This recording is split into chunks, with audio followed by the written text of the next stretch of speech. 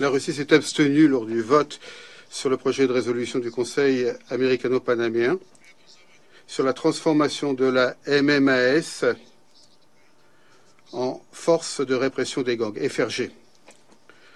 Le facteur décisif pour nous a été l'opinion des autorités haïtiennes et des pays de la région qui ont vraiment demandé de ne pas faire obstacle à l'approbation de son adoption. Cependant, notre avis reste inchangé. On impose à nouveau au Conseil de sécurité une aventure très dangereuse et mal conçue.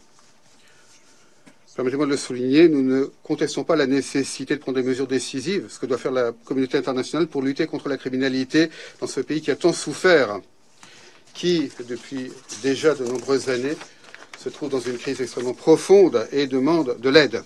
Mais malheureusement, les instruments internationaux d'aide à Haïti approuvés par le Conseil ne peuvent se vanter d'aucun résultat durable. Et nous avons des raisons de penser que cette nouvelle mission, avec un nouveau nom ronflant, connaîtra exactement le même sort. Il y a 2 ans, nous avons approuvé la création de la MMAS, malgré nos préoccupations que nous avions à l'époque, qui se sont avérées totalement justifiées.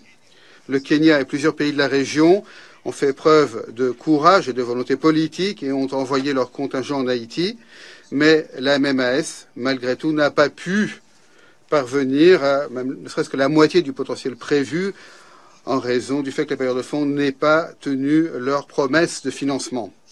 En sachant qu'il s'agissait de sommes tout à fait négligeables par rapport aux dizaines et centaines de milliards de dollars consacrés par ces mêmes pays à la défense de leurs intérêts dans d'autres régions du monde et également aux livraisons d'armes dans des points chauds et en particulier à l'Ukraine.